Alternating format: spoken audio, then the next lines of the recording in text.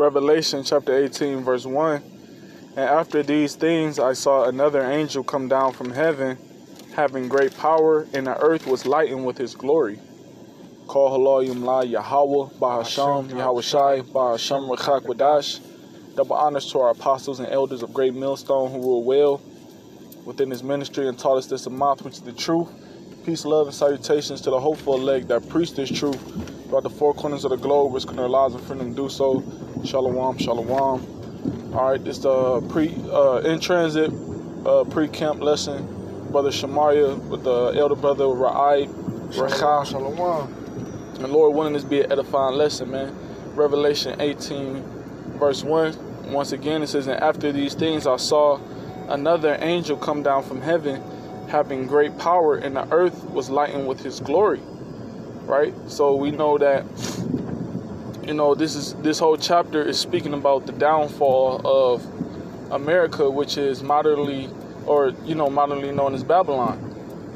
So I'm gonna keep reading. It says verse 2, and he cried mightily with a strong voice, saying, Babylon the great is fallen, and is become the habitation of devils. And this is the beginning of Esau's kingdom falling, man, because everyone knows that Babylon, aka also known as America, is Esau's glory, man. Nations that's not from the western side of the world think that America is like paved with gold, man. They think it's the place to be, man, because you can come here and do as you will, man. You can come here, set up business, get rich off of the backs of the Israelites, which are you so-called Negroes, Latinos, Native and Seminole Indians, man. Y'all all have partakes in the downfall of our nation, man. Starting with what, man? Babylon the Great. It says,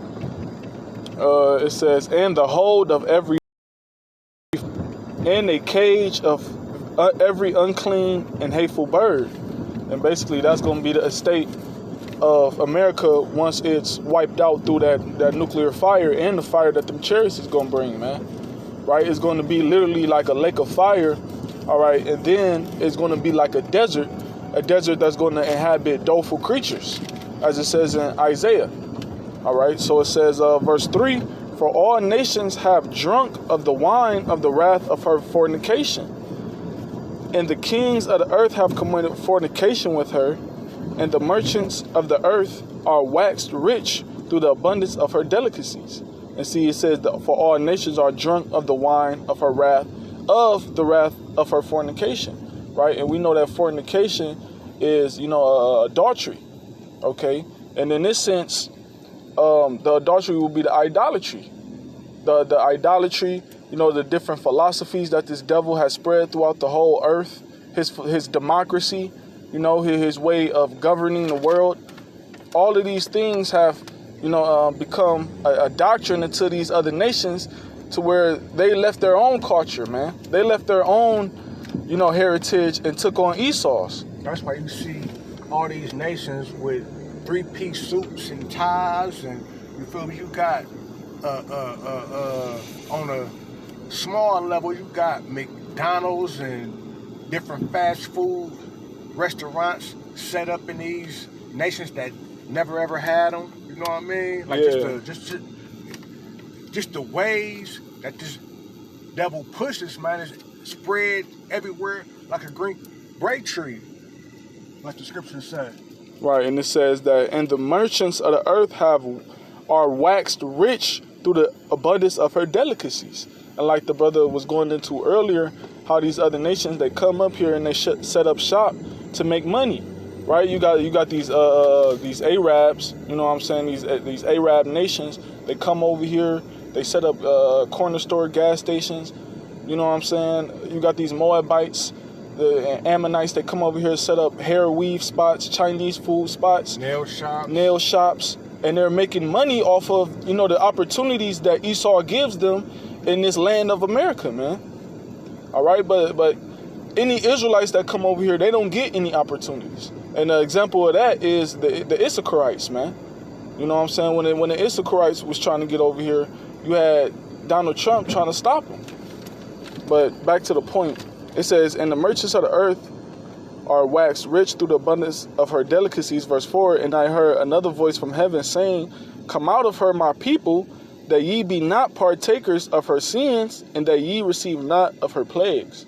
And see, another thing too, watching these other nations get rich off of this devil Esau Edom has enticed our people to join league with this devil as well, man. That's why it says, come out of her, my people, that ye be not partakers of her sins. Because see, these other nations, what are they doing? They're laying in bed with this devil to receive these benefits, man.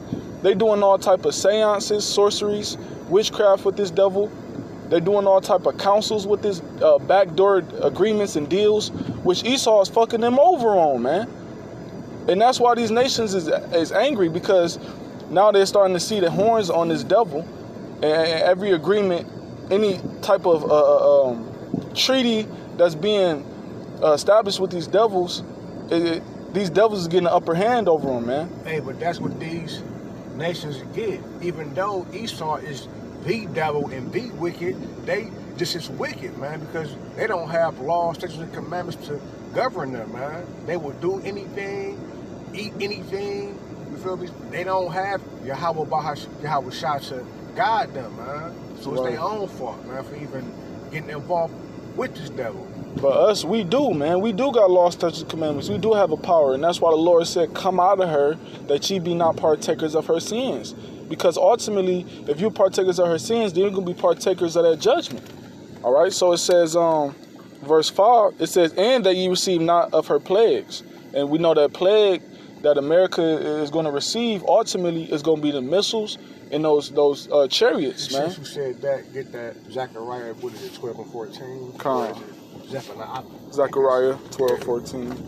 Or was it 14 and 12? No, it's 12 and 14. Okay, come. Oh, Salaki, it is 14 and 12. Zechariah chapter 14, verse 12. Because it said that you receive none of her plagues. What is the plague, though? It says, and this, Zechariah 14 and 12, and this shall be the plague wherewith the Lord will smite all the people that have fought against Jerusalem. So that's starting with Esau, Edom, then it trickles down to the other nations, and it also adds on the 2/3, because they fighting against us, man. They fighting against the words of Yahweh Shah, man. When the word is for them, it's not for these other nations. But the judgment will come on them also. But what will be the plague? It says, their flesh shall consume away while they stand upon their feet, and their eyes shall consume away in their holes, and their tongue shall consume away in their mouth. And see, that's going to be the intensity of the radiation of that heat from the missiles that is literally going to melt the flesh off your bones while you're still standing, meaning you're still alive to feel it. Okay? Because that's why the scripture says, with them they do hurt. Death by pain, man. Okay? It says their eyes shall consume away in their eye. Your eyeballs melting in your eye sockets, man. Your tongue melting, your eyes melting in your eye sockets for the haughtiness and the lustful desires, man. You know, and wickedness. And then your tongue is melting out of your mouth because of the blasphemous words, right, that these niggas speak against the Lord. Now, what's the only weapon? Because there's only like one weapon, one way that can consume your flesh and really melt you while you standing on your feet. That's radiation off of what, man? Them nuclear missiles, man. Like your brother was alluding to. It says, yeah, that's the point. Now, You know what I'm jump saying? back to Revelation, but go straight to the point where it say in 1 hour. All right, calm. Because America will be destroyed, and it's about to tell you in how long. So you got to, you feel me? If you got any sense in your head, what can destroy a whole country this fast? Con, this is Might be 8 or 10. I thought it was 8. Yeah, I'll start at 8 though. It says Revelation 18 and 8, therefore shall her plagues come in one day. We just read about the plague. Right. Death and mourning and So famine. That famine and that mourning is a part of the plague, man. Because the plague is what? A plague is a Salakia, let me go into that word. Yeah, just real quick. You got the etymology on here? We'll have to Google it. No, what? Just go back to where was that? I'll do it. This one. Alright, calm. Hey Siri, Salakia. define plague. I'm gonna read it back. It says, therefore shall... Plague means a contagious bacterial disease characterized by fever and delirium, typically with the formation of buboes, bubonic plague, and sometimes infection of the lungs, pneumonic plague. Do you want to hear the remaining one? Well, this is the thing. Yes. This the definition. As a verb, it means cause continual trouble or distress to. Right, to cause trouble or continuous stress to. It also says a thing causing trouble or irritation, right? So that's what those missiles are going to do. It's going to cause trouble, irritation, and it's going to cause mass death and excruciating pain, man. It says, and she shall be utterly burned with fire, for strong is the Lord Yahweh who judgeth her. Now, what kind of fire go burn her? Nuclear fire and fire from the chariots, man. Since I said that, just get Isaiah 66, 15, 16, and then go right back. Because it says she will be utterly burnt with fire, man. And we know for sure that nuclear capability is here, man. This Isaiah 66, verse 15. It says, for behold, the Lord will come with fire. Come with what? With fire. How is America going to be burnt? With fire. It says, and with his chariots, like a whirlwind. Now, those chariots are talking about the heavenly vehicles that the angels and Yahweh Shah gets around in, man. That the world calls UFOs or UAPs. But we know them as chariots, man. Vehicles of the God of Israel. It says to render his anger with fury and his rebuke with flames of fire. Right, and that's that indignation, that righteous anger that the Lord is going to express through the fire. Because he going to put his spirit in that fire too, man. You know? And then you got those chariots also. You read Zechariah the 5th chapter, it talks about the curse, you know, that enters into the house of the house of the thief, basically, man. And I was talking about them chariots, all right? And the curse is also synonymous with the word plague. It says, verse 16, for by fire and by his sword will the Lord plead with all flesh, and the slain of the Lord shall be many. And that's how the Lord is going to render his judgment. That's how the Lord is going to appease his anger, all right? Through death, through you know what I'm saying, through taking down of kingdoms. Many kingdoms. Judgments. We'll go back in Revelation chapter 18, verse 9. And the kings of the earth who have committed fornication and lived deliciously with her shall bewail her and lament for her when they shall see the smoke of her burning. Right? Because this is gonna be a worldwide thing. This is gonna be broadcasted, man. The downfall and destruction of America is going to be known unto all nations all around the world. All right? Because the whole world is not going to be destroyed. The Lord's not going to destroy the whole world. There's going to be still land masses that won't be touched by missiles. All right? But there are going to be a lot of land masses that will be destroyed by missiles. And it's going to be broadcasted, and all of the nations will see the downfall of America. And they're gonna cry, they're gonna bewail. Why? Because they're not gonna be able to make money off this horror anymore. They're not gonna be able to live deliciously anymore. It says, verse 10, standing afar off for the fear of her torment, saying, alas, alas, that great city Babylon, that mighty city, for in 1 hour is thy judgment come. You see, it says standing afar off. It says standing afar off for fear of her torment. So how are they gonna see it afar off? How are they gonna see the destruction and bewail the destruction of America from far off? It's gonna be broadcasted, man.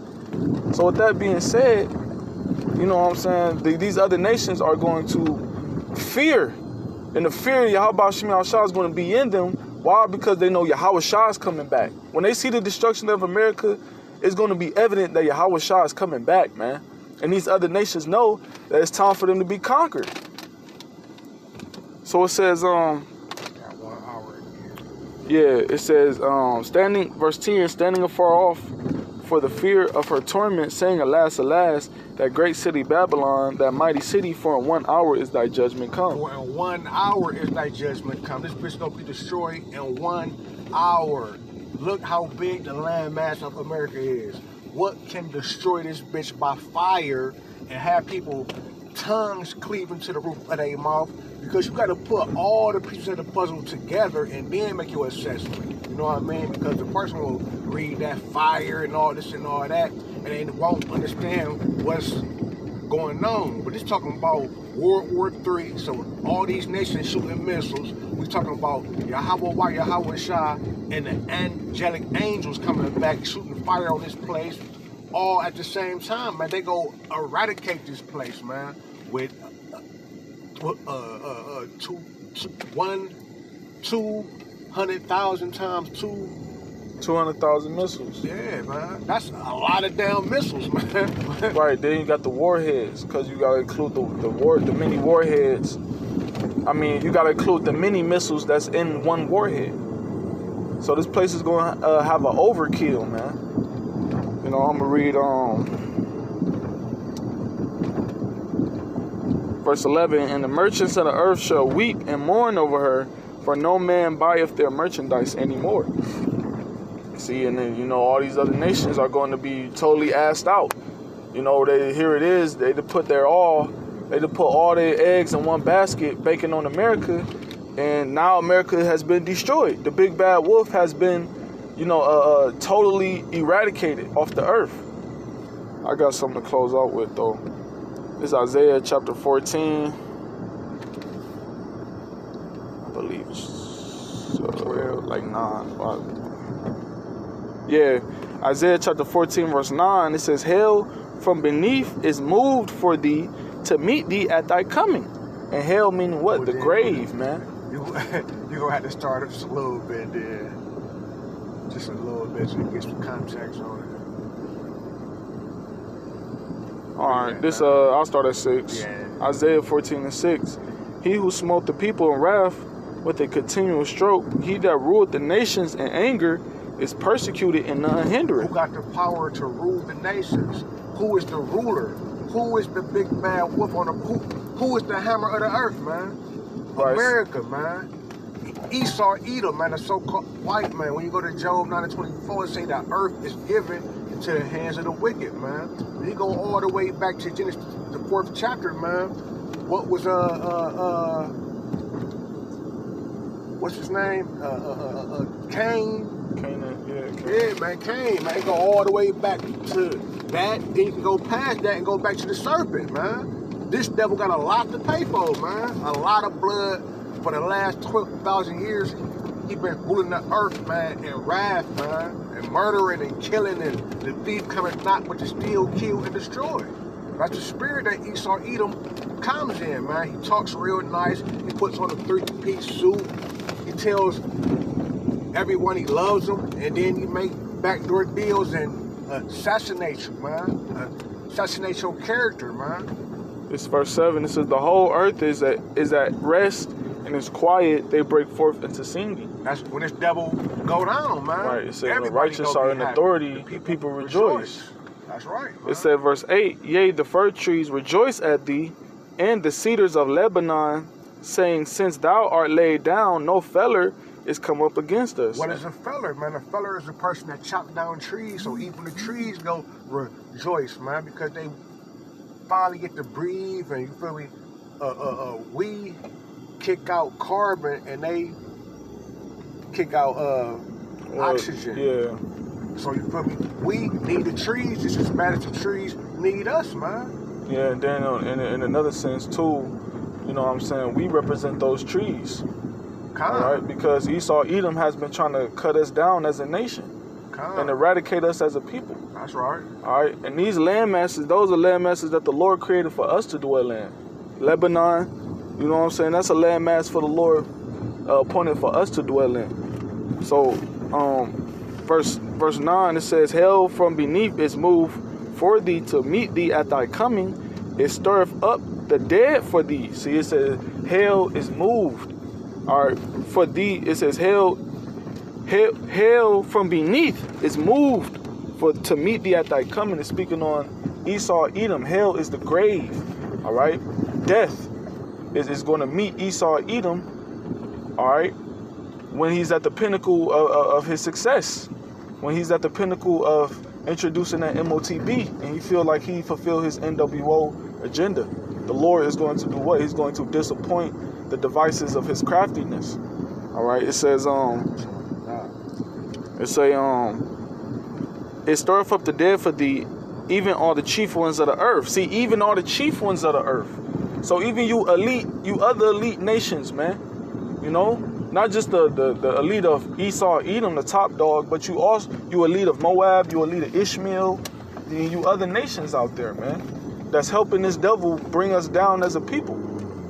So it says, it hath raised up from their thrones all the kings of the nations. And the Lord is going to do what? The Lord is going to pluck these different chief, elite Edomites and chief elite heathens out of their thrones. The Lord is going to do that. That's why it says, and in the scriptures in Revelation, the same book, you know, Revelation, it says that the Lord is going to have many crowns because he's going to take many rulers out of their rulership. It says, verse 10, all they shall speak and say unto thee, art thou also become weak as we? Art thou become like unto us?